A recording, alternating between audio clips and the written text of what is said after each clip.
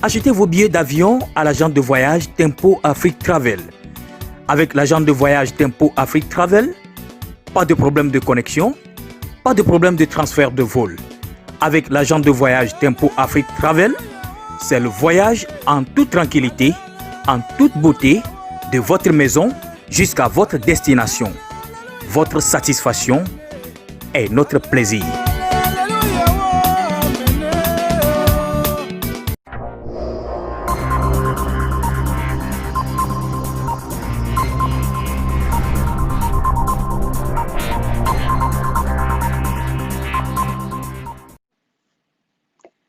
Hello, everyone.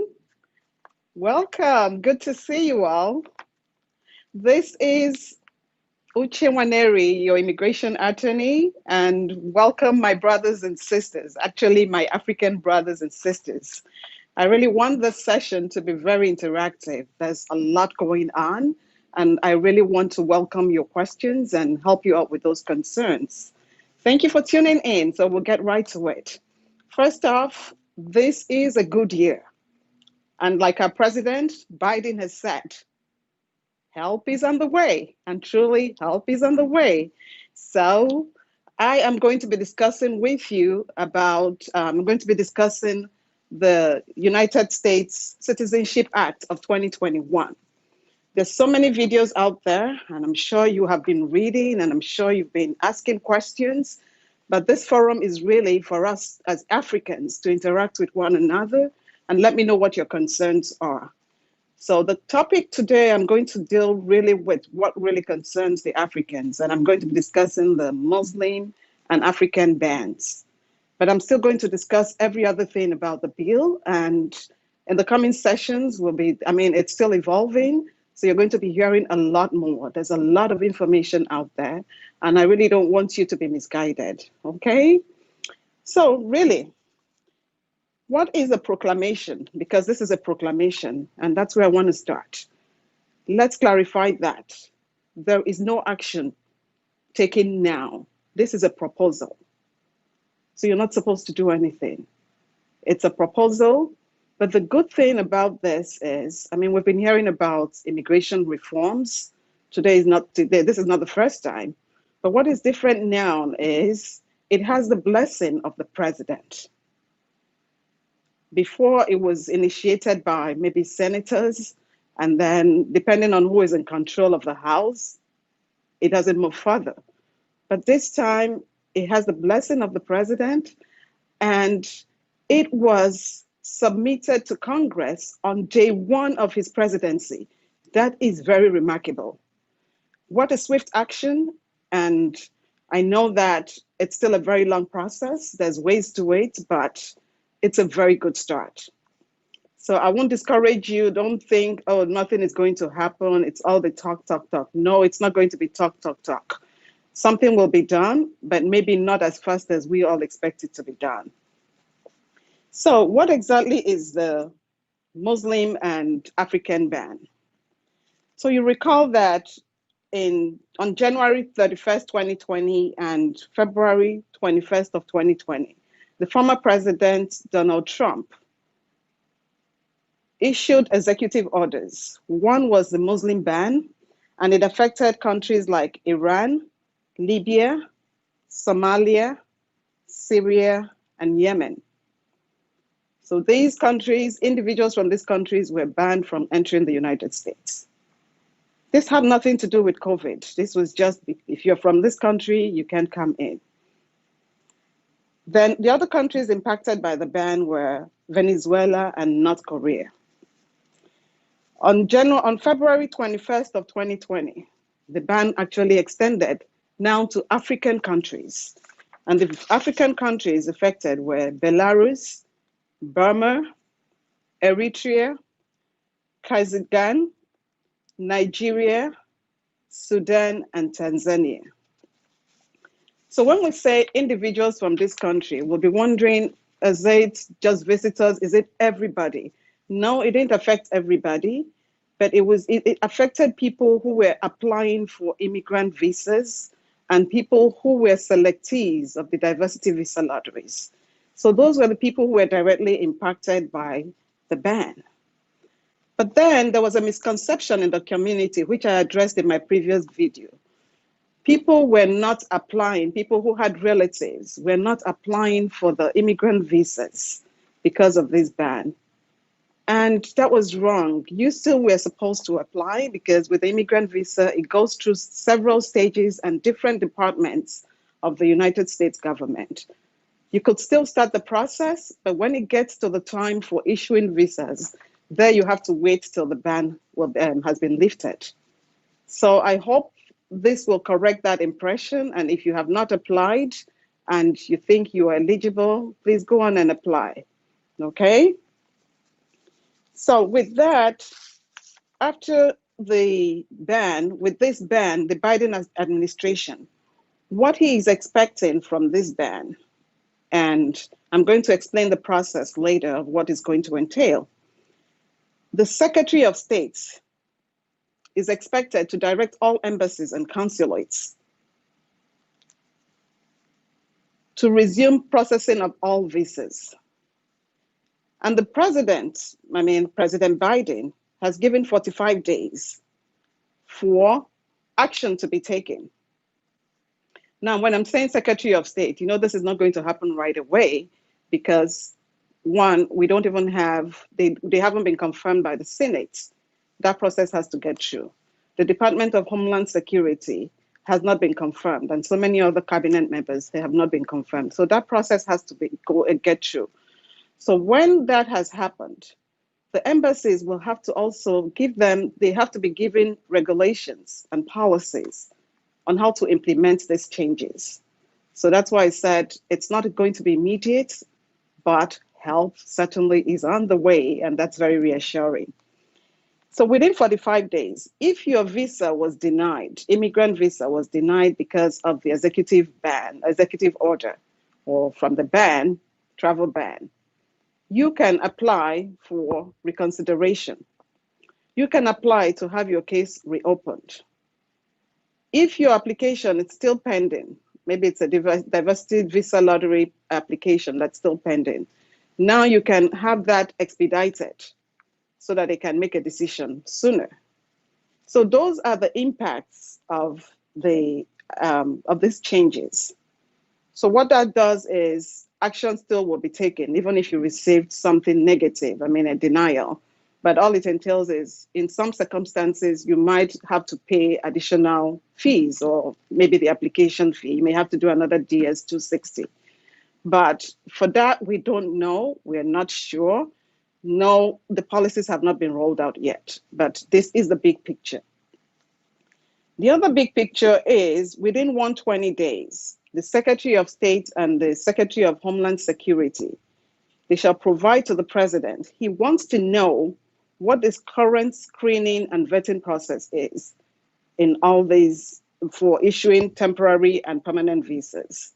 So that process, they have to get into it. They have to know what is going on, what is working and what is not working. They want to improve the process. That's the ultimate goal. And that's very good because then you won't have all these backlogs and unused visas and all of that. So they will want to look into it. It's a big overhaul. The other one, he has directed them to provide to him within 120 days. When I say him, I still mean the president, is they have to review the information sharing practices. And that's between the embassies, the United States and the various embassies. How are they sharing information? Is it efficient? Is it accurate? Are there things that can be changed? So all these, he's expecting them to get in and see what the process is so that we'll have a comprehensive overhaul of the entire system. So what does this mean then for Africans? For Africans, if you're impacted, for any of these countries, like I said, go ahead and apply. Still apply for your immigrant visa. And with your immigrant visa, you start with the I-130, and that's here with the United States Citizenship and Immigration Services here in the United States. So after that, when it's approved, it has to go to the National Visa Center. And then when all your documents are complete, they now send them to the embassies. So start off with those processes. Don't wait. you can continue with that process and wait till the policies have been released for the embassies. So that way the bans will be lifted and your loved ones can come and unite with you in the United States. This has caused so much hardship on people. I mean, the family separation and all of that. There's just so much inconvenience. But then that anxiety, and we're all very hopeful. We are in the immigration community. We're very hopeful that something will come out of this. So this is a very comprehensive reform. Comprehensive in the sense that it touches all aspects. I would say most aspects of immigration. It touches not just the travel ban for Africans and for Muslim countries. It touches those who are undocumented in the United States. And that I'm going to tell you a little bit about that very soon. It touches the processes in the courts, it touches asylum, it touches border control, everything. It's a big one. It's really huge. As far as so many of my clients have been calling, oh, should I stop the process of what I'm doing now? I want to be undocumented. Everybody wants to be undocumented. I don't blame them. It really is. I mean, it sounds very, very good to be true. But I've cautioned everyone, please don't take any action at this time. All you can do for yourself is educate yourself. There's so many YouTube videos, listen to them, educate yourselves. And another thing I would want you to do is be on the right side of history. And what I'm saying is do things that are right. If you haven't been paying your taxes, pay your taxes. Don't get yourself involved in any criminal activity because this will be the screening process. So there is a cutoff date. It's if you have been in the United States on or before 1st of January of 2021. So if you're there, then you know, okay, yes, I'm lucky. But then there are still going to be other steps. And we still have not seen the details yet. We haven't seen the bill yet. We're just seeing the summary. So educate yourself and try and get your things in order, your papers in order and your documentation in order, and await that good time when this bill will be passed. So I'm going to address the citizenship part, where it's promises earned citizenship for undocumented individuals. Now, this is divided into two tiers. We have on one side the dreamers, the TPS holders, and then the farm workers. Those are three on one side. The other side will be the undocumented individuals, and these ones are about 11 million. So you're going to have those who have overstayed their visas, those whose visas have been denied, those who don't have any status. So that's the bucket where you're going to find all of these people. So from all that we're hearing now, if there's anyone that will be passed as quickly as possible, it will be those who have DACA, TPS, and the farm workers. Those are the ones who will get their green card. The 11 million, yes, they will still get to it, but nothing is immediate, but everything is on the table. And hopefully, fingers crossed, we're hoping that will come to fruition. So in order for you to be eligible, you have to be physically present on or before the 1st of January of 2021. So now, what is the process? What indeed is the process? And, you know, because this came from the president, it has been submitted to Congress. You're going to have a member of Congress, and this time it's coming from the Senate, to present that bill. And in the coming weeks, the person who will be sponsoring or presenting the bill will be the Senator Menendez of New Jersey. He's a Democrat, and he has been the one who has been on this for decades. So he will be presenting this bill before the Senate. Now, the bill will have been debated, and in order for this bill to pass, you're going to need 60 votes. And as you're aware, with the new constitution of the of both houses. Democrats are in the majority, but it's a slim majority. In the Senate, Democrats, it's a 50-50, and then you have the tie vote from Vice President Kamala Harris. So she will do the tie vote. So what we need to pass this will be a 60 votes. So assuming we say all 50 Democrats vote, we still need an additional 10 votes from Republicans. So this is a time, are we able to get 10 Republicans to vote on this bill? So even that's one option. The second option will be, if we don't have 10 Republicans, can we have at least 9 Republicans? Because Kamala Harris is going to be 51, she's going to make the 51 votes for the Democrats. So do we have 9 votes, 9 Republicans to join this bill?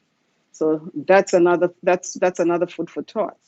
So what we have heard, when this bill came up in 2013 by Senator Menendez again, they had 67 votes from the Senate. So everyone was happy. We're very hopeful that the bill would pass at that time. But guess what? It did not pass. And guess why? Because the House was controlled by the Republicans and they killed it there. But this time, while we are hopeful, is the House is the Democrats have the majority, even though slim, they have the majority in the House. So there is that chance, there is that hope, glimmer of hope that this might pass this time around. However, because this is a comprehensive bill, yes, there's going to be challenges, tough challenges, trying to convince Republicans to be on board for this. So from what we are hearing so far, they seem to be on the same page as far as DACA, TPS, and the farm workers.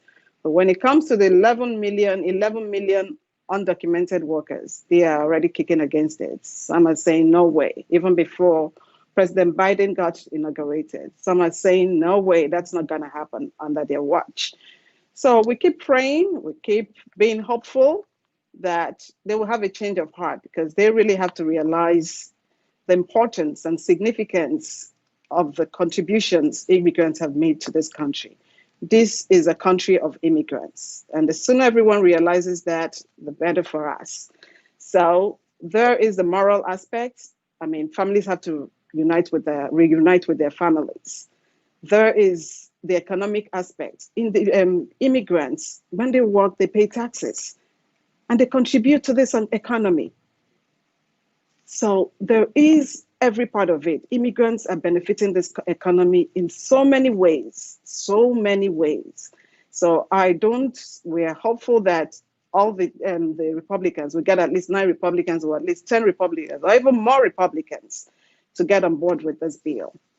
So for you on your part, please, here's what you should do. And really, this is what you should do. You should do nothing.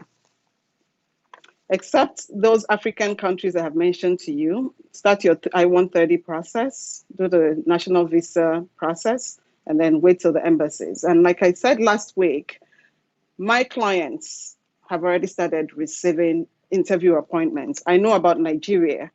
So if you are from another country, contact your embassy. You can send them an email. There's always a general email inquiry email. Send an email to them and ask them, have you started issuing immigrant visas, and get a response. So this time you have to be proactive. You have to find information here and there. We're looking, everybody is watching. We're all fishing for information, because this is remarkable. We've not seen this before. The president is on board with this. So we all have to do our part. This is not a time to fold arms. Try and do something, contact your embassy, find out what is going on. If you have family members that are immediate relatives, start applying for them, okay? So that when this process keeps going on, at that time, it's just for them to issue the visas, but then you would have already started the process. So it's really keeping abreast of changes, and I will be updating you. We're going to, this is live, and that's why I wanted us to have this live so that you can hear all of this. Even during the week, if I hear something, I would quickly jump onto the video to let you guys know. I don't want you to make mistakes. Please, please, please. This is not a time to stop whatever you're doing. You don't want to declare yourself undocumented. We don't know when this will pass. So please don't take any action regarding that. Continue with whatever process you're doing. Okay? Once we find that out, like I told you, I promise you, I will keep updating you. Okay? So thank you for listening. And this brings me to the end of this segment. And like I said, you're going to be hearing more frequently from me because I'm going to be on top of this. But again, I'll also encourage you to also look at other videos, look for information. This time is for information search. Keep searching for information, but please, before you act, make sure you're talking to an attorney. Thank you for tuning in, and let me know your comments. And if you have questions, let me know. And as always, it's always good to be with you. Thank you. Bye.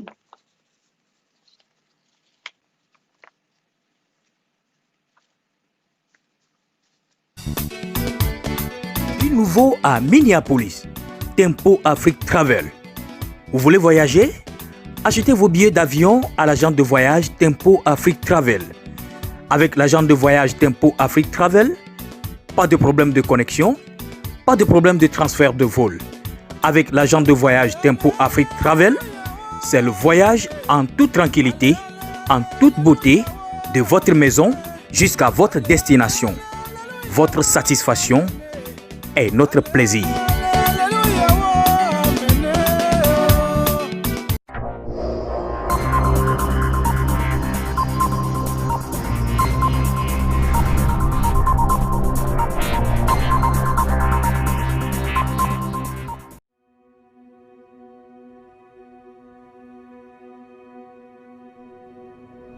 My whole life, my father told me stories about moving to the United States. He would tell me that his brother, my Uncle George,